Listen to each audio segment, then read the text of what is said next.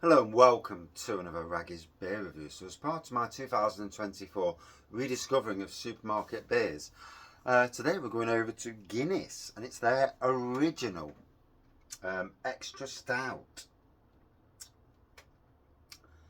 Dark and lively it says, 4.2% on the back. It doesn't say anything about the beer, so it is what it is. Let's crack on and we'll give it a pour. So,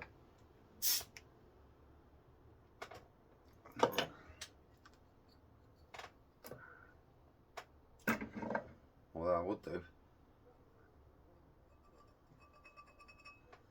something on the glass. So here we go. Obviously Guinness comes in so many versions. Our workplace have just got some snazzy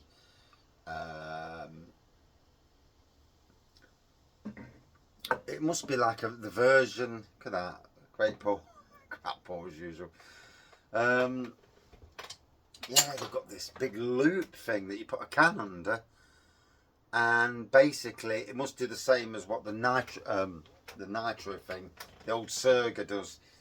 I can't remember what you call it in supermarkets. £1,000 each they are. I've actually got, supposed to be, they're just sorting it out for me, the old Surga thing that you plug in. I've actually trying to scrounge that, because for stouts it's interesting to see what it what it will do to any stout. It's worth a try anyway. Sends the electrical current through it. I don't know what it does. So as we can see, not the best pour in the world, and it's not obviously the draft version that goes all white and then quickly changes to black. It's not that, it's this version, the original. So obviously it's a black pour with quite a bubbly creamy head on there.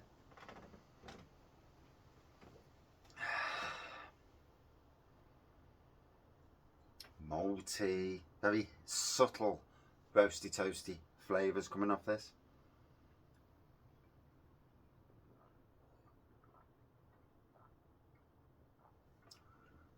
Bear in mind it's at room temperature, so it accentuates the flavour over what you would if it came out of a fridge, or if you had it on keg in a pub.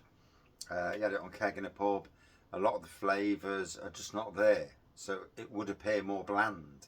Only when, like with most to all stouts, once they warm up, and this is room temperature in here, they showcase whatever flavour they've got.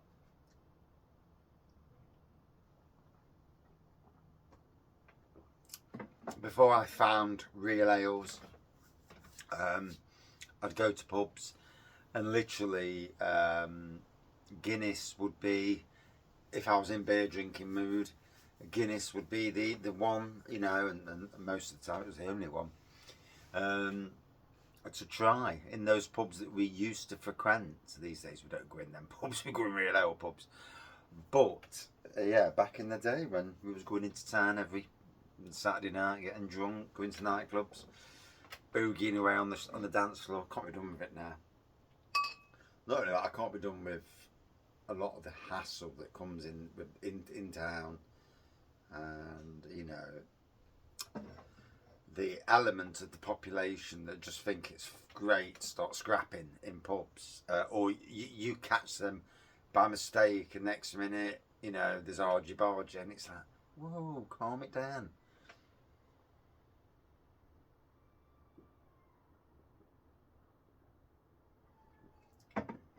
I remember being in this dive of a nightclub in Nottingham city centre. It was an absolute dump and all. On the dance floor,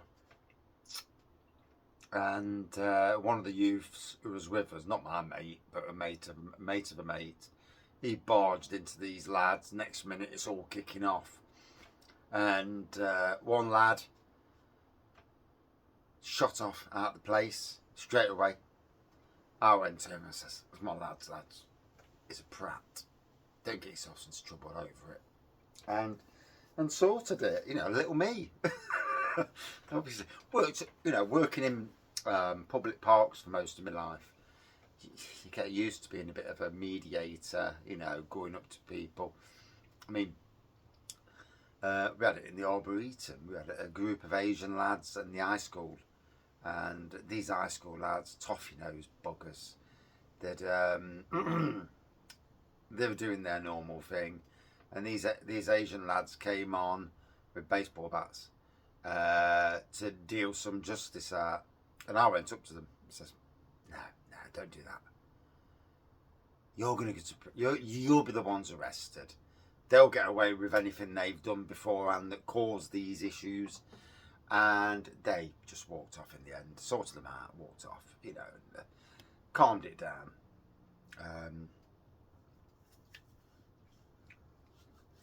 Yeah, no, yeah. I mean, these days I don't see anything. I don't see any of that really. The pubs we go in these days, literally don't see any issues whatsoever, because everybody who goes to the pubs is going out for a beer. The beer's a bit more expensive in the pubs we go to, but I think Guinness is an option in them pubs. Or is it? I'm thinking of the pubs I go into on a regular basis, and I've got to be honest, I'm not sure Guinness is an option, or if it is, it's at the other end of the bar where I don't notice. I mean, you've got the Crown Inn in Beeston, where we go very regular, and yeah, I can't actually say I've seen Guinness in there. Star Inn, plenty of lager options. They'll always have a dark beer. Crown Inn have always got plenty of dark beers, but not so much a Guinness. Although Guinness these days is more expensive, isn't it? It's pricey for what is. Strange thing is, in supermarkets, it's literally like £2 a bottle, £2 a can, whatever. Same amount in a pub, £5 or £6, and it's like, whoa, that's a steep rise. But anyway, back to the beer review.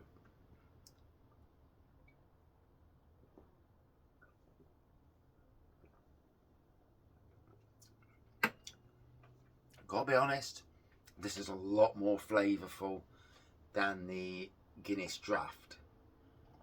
Guinness Draft is obviously as close to what you're going to get in the pubs. There's that gadget, I can't remember the name of the gadget, that you put on the can to make it a nitro, and that, although some cans have got that nitro effect without the price of paying £27 for the gadget in the first place,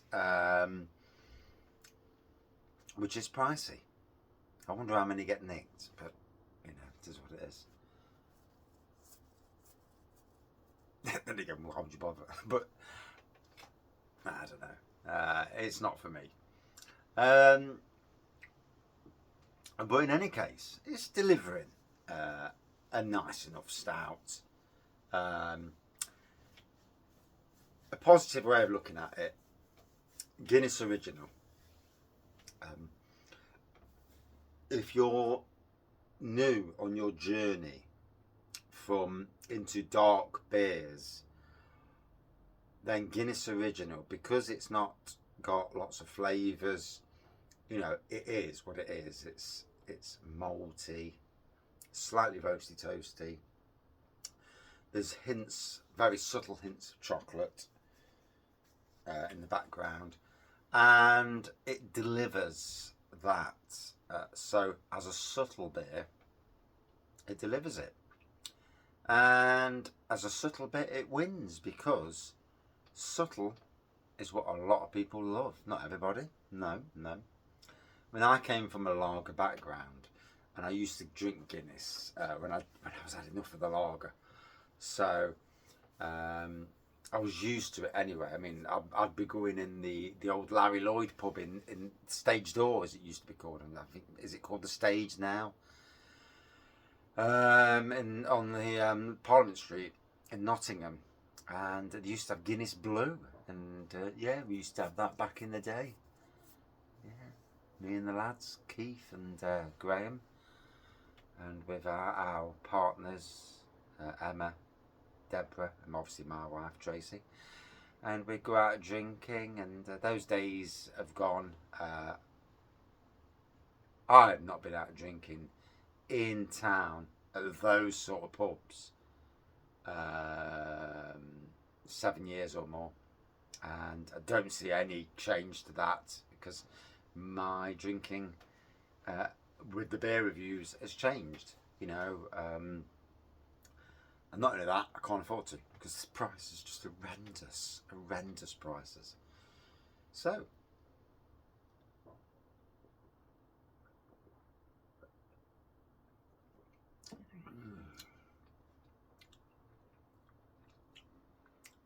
a little bit of bitterness at the back end. It delivers a nice beer. You know, you can't fault it for what it is. Will I have Guinness again? Possibly. Yeah, there's going to be a time when, you know, be it in bottle. I mean, I do like the Guinness West Indies Porter. I think that's my favourite. I like the foreign one as well. The Irish and the Nigerian versions. I've never had the Ghanaian version, so that'd be interesting in some stage. But yeah, for the masses, it's a good beer, and it's priced right in supermarkets, albeit not in pubs. But hey ho, if you pay for it, then it's your fault, isn't it? You know. But obviously, for some people who want a beery option, they don't want lager, and Guinness is the only option, you're going to pay that price. So would I drink it again? That's going to be a yes. Out of 5 for me, yeah. About a 4.0 out of 5 for me on this one.